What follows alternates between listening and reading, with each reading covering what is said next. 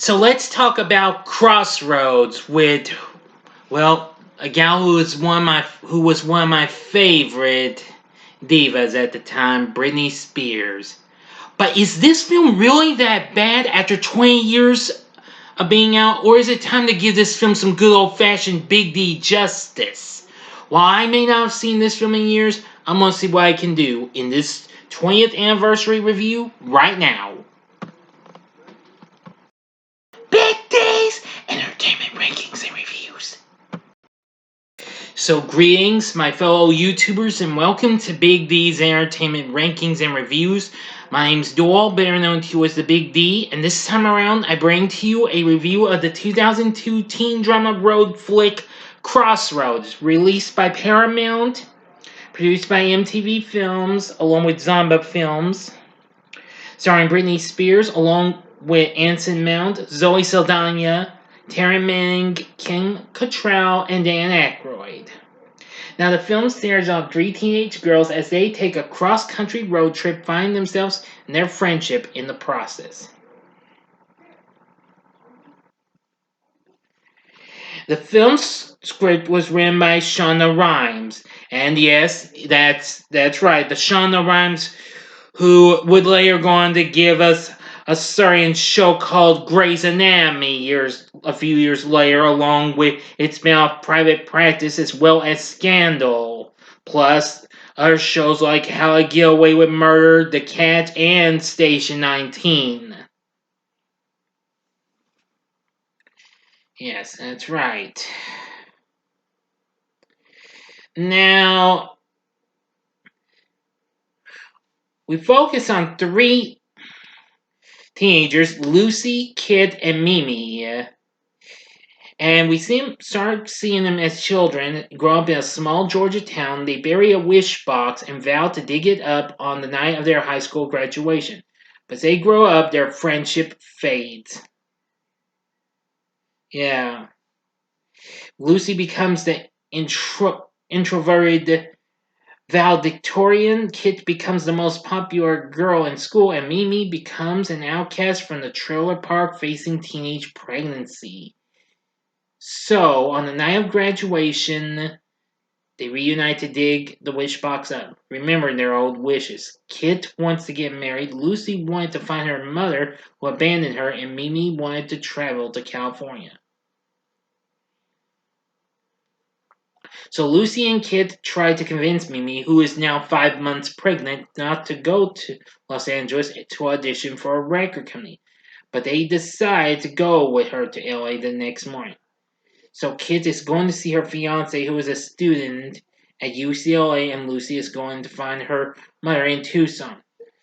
And this is kind of unbeknownst to Lucy's overbearing father, Pete. So the three friends depart in a yellow 1973 Buick Skylark convertible with a guy named Ben. Well, along the way, they manage to try and get back into action on their little road trip and what have you. Trying to do karaoke at a New Orleans bar for tips and what have you, and they tell each other stories and what have you. Well, I'm really not going to talk about the rest of the story and what have you, because I don't want to give the whole story away if you haven't seen it. So, sorry, I'm not giving you the rest of the story. As much as I would like to, but it's been years since I last saw this film. I don't think this film gets a lot of talk about. I can actually do consider this to be a guilty pleasure in ways when I used to watch this long ago, since I was a die-hard Britney fan at the time still. Of course, this came out just a few months after her third album, Britney, came out, which, of course, I remember going to Walmart and getting that on the day it was released. Thank goodness. Yeah. Anyway, now my thoughts on the film. Well, the film's is factually okay and what have you. It also has a soundtrack released on Britney's former original label, Jive Records. Well, the now defunct Jive Records, through their parent company, Zomba Entertainment. Now, originally featured songs that were actually included on Britney's third album. There's also songs from Mystical, Matthew Sweet, Jars of Clay, and Bowling for Soup. Now, Mystical and Bowling for Soup were actually label mates with Britney on Jive at the time, if I'm not mistaken. Anyway, yes, but in a way, the soundtrack is kind of more of like an EP. There was only a mere 6 tracks and what have you. So anyway, yeah.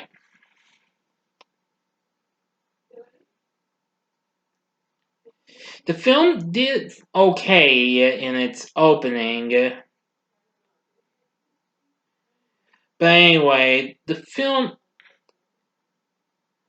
was still heavily dissed by critics. However, they did say that it was considered a better effort when compared to a real major dud the previous year, and it was Mariah Carey's film Glitter, which I have not seen in years. I don't know if I should rewatch, if I ever rewatch it. Find and rewatch it. I don't know. That film's, okay, but I don't have much recollection of the film, though. Despite the negative response from critics, the film still did okay. It went on to make $61 million worldwide. Now, our cast included Britney as Lucy, while her kid sister Jamie played young Lucy.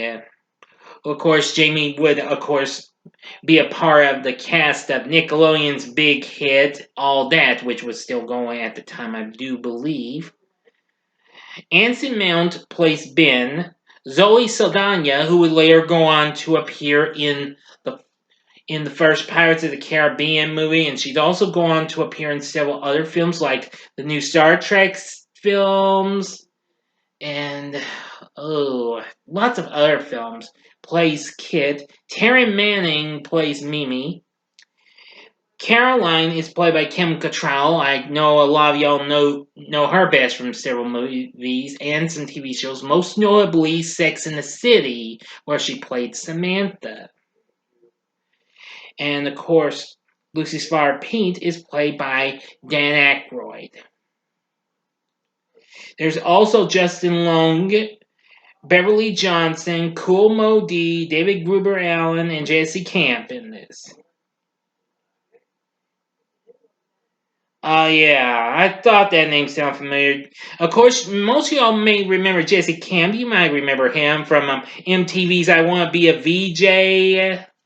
But he was an audition applicant in the film. I guess I didn't recognize him. I guess I didn't notice him in the movie because it's been a long time since I last saw this film. But anyway, Crossroads is kind of a 50-50 and what have you. I just wish they could have done better and what have you, but...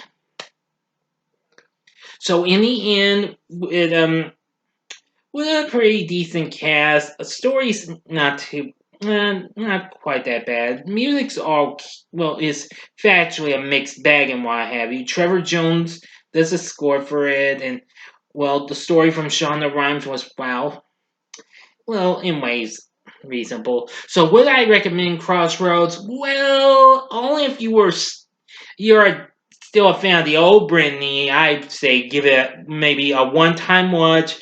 But just to be on the safe side, if you're not into this stuff, I'd say avoid it. But I'd only suggest this if you're still a Britney fan. I'm kind of not much into her anymore. I'm still more into the old Britney, much more than the new one. Thank you very much. But anyway, let me know what your thoughts are on Crossroads in the comment section below. If you like this video, click the like button, subscribe to my channel, and be a part of the Big D Nation. Join me next time when I bring to you another anniversary review, and it'll be on Bridge to Terabithia from Disney that was released in 2007. So thank you for watching, and if you like this, you may want to consider checking out my reviews for these other flicks with teen pop stars that were out at the same time as Britney was. In the upper left-hand corner is my review of Burlesque with Britney's big competitor, Christina Aguilera. The upper right-hand corner is my review of A Walk to Remember with Mandy Moore, which that happens to also be celebrating its 20th anniversary as well. Or if you just want something different, go to the bottom left-hand corner and see my recent spoiler-free review of the Academy Award nominated coming-of-age dramedy Licorice Pizza. And the bottom right-hand corner is the button you can click to subscribe. If you like rankings and reviews on movies, TV, music, video games, etc., then I'm your guy. Thank you for watching. Until next time, I'm the Big D saying, see ya.